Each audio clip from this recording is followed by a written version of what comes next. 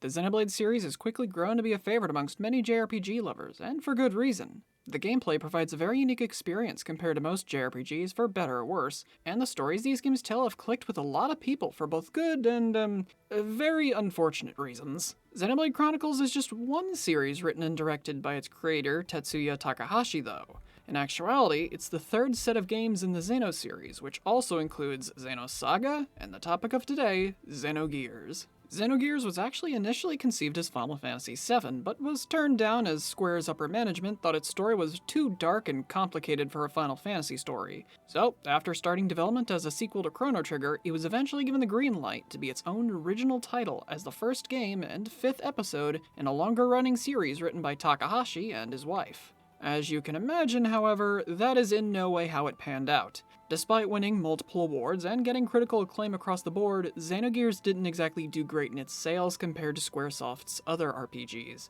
So, with no way of knowing when he would be able to continue the series, Takahashi and a number of Squaresoft employees left the company to found Monolith. So, with Xenoblade Chronicles 3 right around the corner, and apparently having a few nods to Xenogears, not that I know what those are, I say we take a look at the game that started it all. I've heard it's really good and apparently one of the best JRPGs ever made, but I probably shouldn't go into it thinking it's gonna top Chronicles 2 for me, lest I end up disappointing myself. How has this massive well of narrative and mechanical potential not been remade yet? Like, I get that Final Fantasy VII is far more well-known and loved, and is subsequently far more profitable, but if I'm gonna be honest here, Xenogears needs it more and deserves it just as much. Let's get started so I can tell you why. The world of Xenogears takes place on Ignis, the largest continent in the world, and home to the Empire of Kislev and the Kingdom of Ave. Two countries that have been at war for over 500 years, and have been at each other's throats for so long they don't even remember why they're fighting in the first place. The war was changed forever, though, when a religion known as the Ethos, determined to preserve the world's culture, excavated ancient ruins and discovered powerful ancient weapons known as gears, massive machines that could be piloted by a singular human. Our story starts in Lahan Village with Faye, a young man with amnesia who was brought to the village 3 years ago with no clues to who he is aside from his own name. When Kislevian gears attack Lahan Village in search for an experimental gear known as the Weltall, Faye pilots it to defend the village, but ironically enough, ends up destroying it in the process. Now exiled with no knowledge of who he is or what his purpose for living is, Faye embarks on a journey of self-discovery with the village's doctor, Satan, all while getting wrapped up in the conflict between Ave and Kislev. And if you've never played this game before, believe it or not, that was the very simple version. A lot happens in the first few hours of the game that adds layers of mystery and intrigue to Xenogears' story. And it's also well paced that nothing ever drags on and there's always something happening to hold your interest. Helping with this is how everything in both its story and gameplay is presented. Xenogears goes for a combination of 2D sprites and 3D environments, as well as models for things like the gears, that comes together to make a really unique looking game. The use of 3D really helps to make everything stand out, and the nice use of cinematography helps make it feel like I'm playing through an anime at points, and no, that is not just because the game has a few anime cutscenes, though I will say, those are very well done. The only real criticism I have in regards to the world is a mechanical one. When in dungeons, I've had plenty of times where I've gotten lost or turned around, either because they're a little maze-like, or the camera making things awkward to see. The game compass helps out a little bit, but I can't help but wish that every dungeon in the game had a map. I can count on one hand how many times the game gives you a map for the area you're in, and I don't know why this is so infrequent. It's not a major problem by any means, but it definitely made going through dungeons a little annoying at times. Also, did anyone else feel like random encounters in some dungeons could get kinda nuts? Like, most of the time they were fine, but in some of the dungeons like Babel's Tower or the Nortuna Sewers, they could get a little annoying with how frequent they were. Honestly, dungeons as a whole in this game are usually just fine despite that, but the aforementioned Nortuna Sewers was a little annoying to go through, and Babel's Tower for both enemy frequency in these last two rooms and this rope section. This is silly, the gears can fly. Why am I trying to swing a collective 10,000 tons of metal off of rope? Like, Faye, buddy, it's not gonna burn your fuel that much to just hover on over there.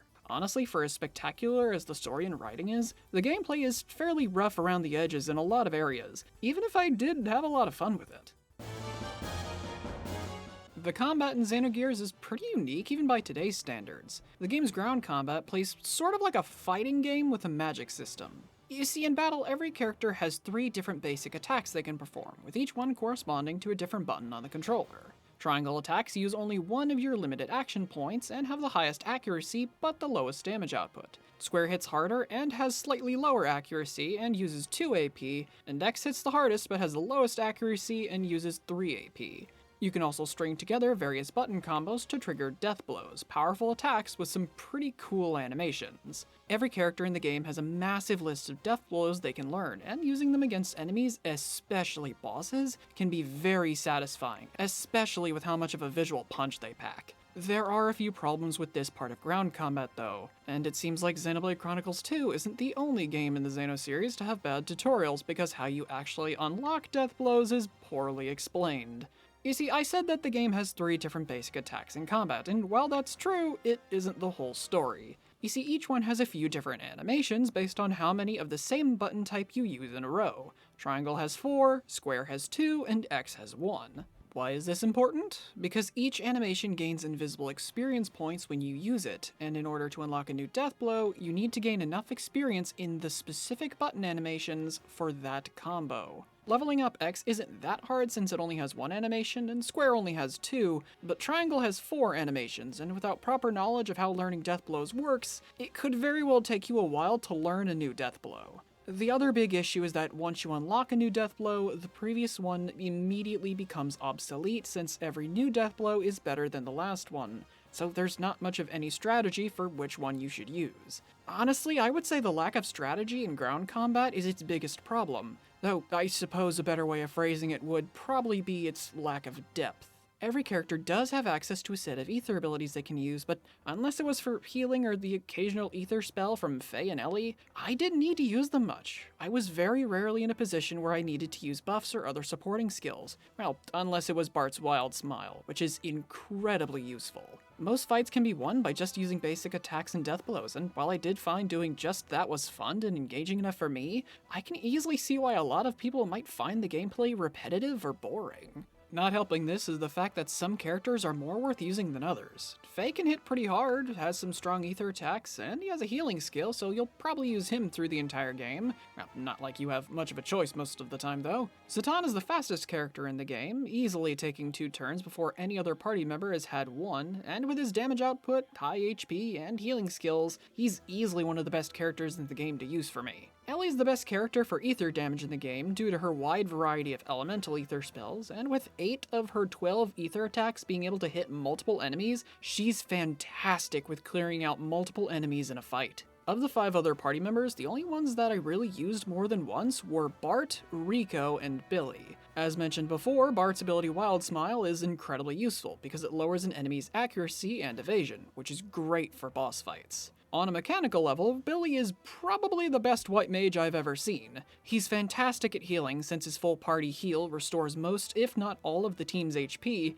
and he can hit just as hard thanks to his ability to deal both physical and ether damage with his basic attacks. Rico, though, oh poor guy, he's like the hardest hitting character in the game, but he's so slow and so frail, you may never get the chance to actually see him utilize that power in gameplay. If he just had more useful ether abilities that might help, but he only has access to buff scales until he's at level 60, which by that point in the game, why would you even use him outside of his gear when you have better options for damage? And that really sucks because he's a really cool character, but I can never really justify using him on the ground.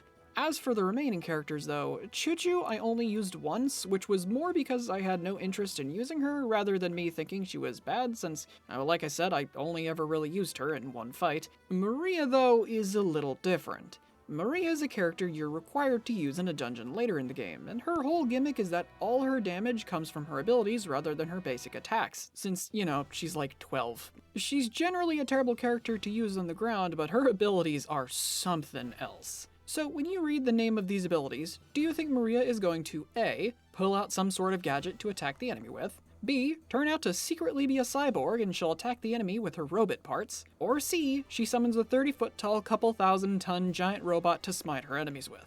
If you guessed C, congratulations! You guessed right! We don't have the budget for a physical prize for you though, so instead you can enjoy this moment of Faye embarrassingly being outwitted by a fish while Ellie has an internal monologue.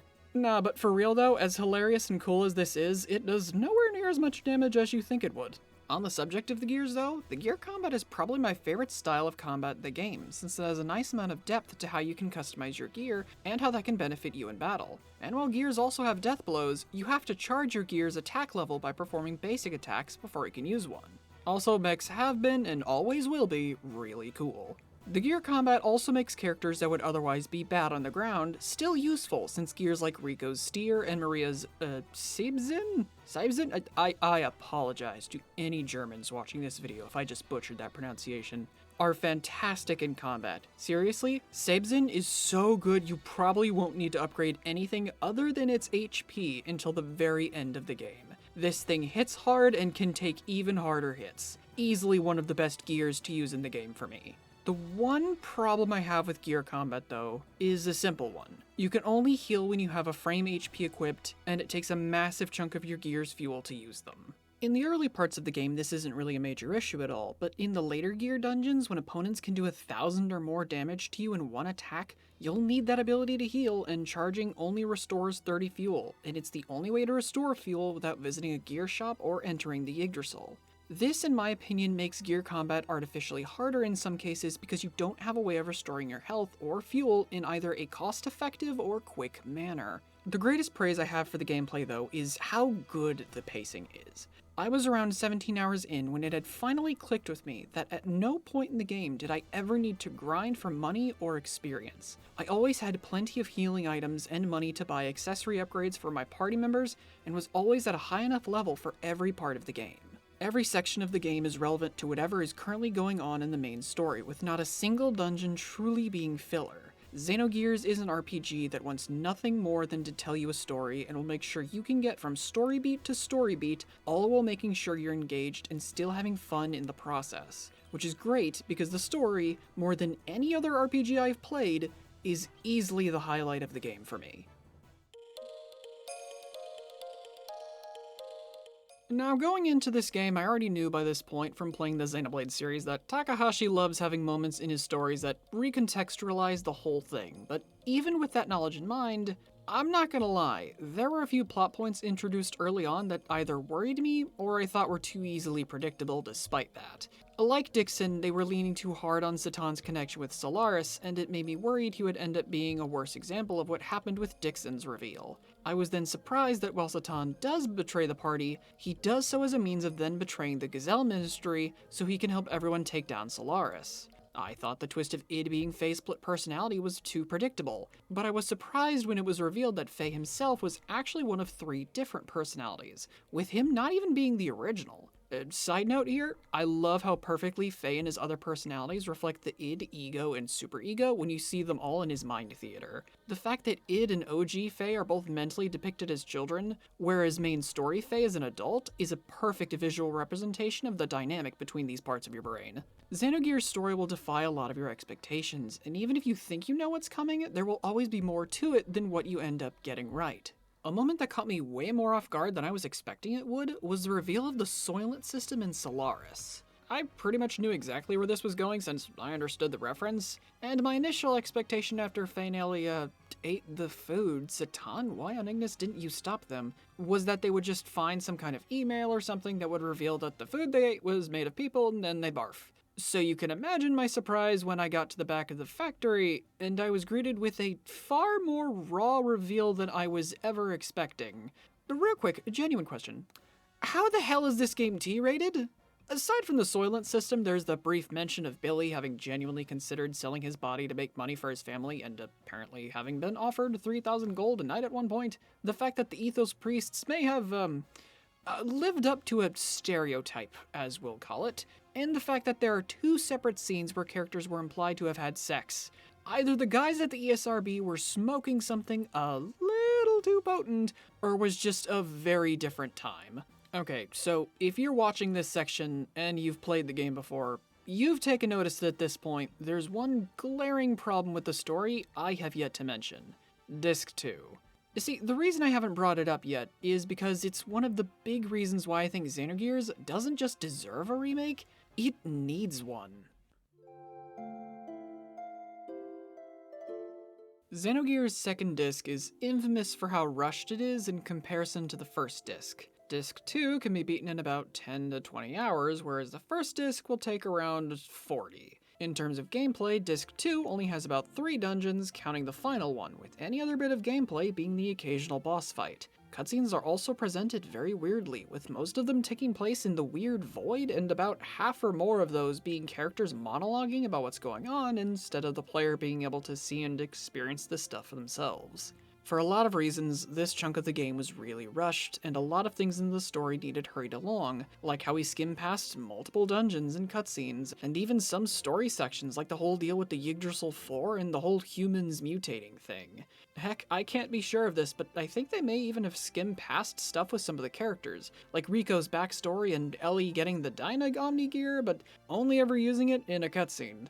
When I look at Xenogears, I see a great game with the potential to become something even greater. If the game were remade, Disc 2 could be fully developed and the rougher parts of the game like its ground combat could be fixed to make it less repetitive.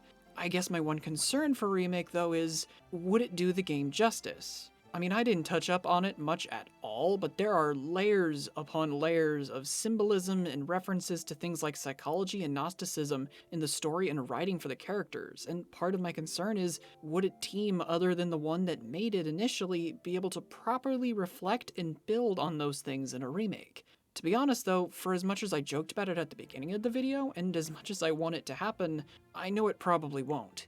It's a real shame, but I guess sometimes this is just how things play out, but hey, never say never. It's still possible this amazing game could be remade someday, even if it is unlikely. But in the meantime, at least we have the Xenoblade series, am I right? Even if it may be a little rough around the edges in its combat, Xenogears is so good with its writing and characters that if you can look past that, it's worth playing through even just once so that you can experience its story. It'll surprise you in a lot of ways, and the relationship between Faye and Ellie is one of my favorite parts of the story because I'm admittedly a sucker for wholesome relationships in my RPGs. Unfortunately though, if you're wanting to play the game, you pretty much have two options if you don't already own a PS1 and, well, don't want to spend well over $100. You can purchase it on the PS3 store if you have one, or you can emulate the game. I really wish this, along with Xenosaga, was ported to more consoles nowadays for easier access, but I digress, I suppose. Anyways though, next time we come back to the Xeno series, it'll be with Xenoblade Chronicles 3, releasing later this month. In the meantime though, I'm gonna pick out a filler game or two to cover while I wait for that to come out, because I have like, I don't know, like what, 3.5 weeks before that comes out? Anyways though, while I do that, thank you all for watching, and I hope you have a nice day.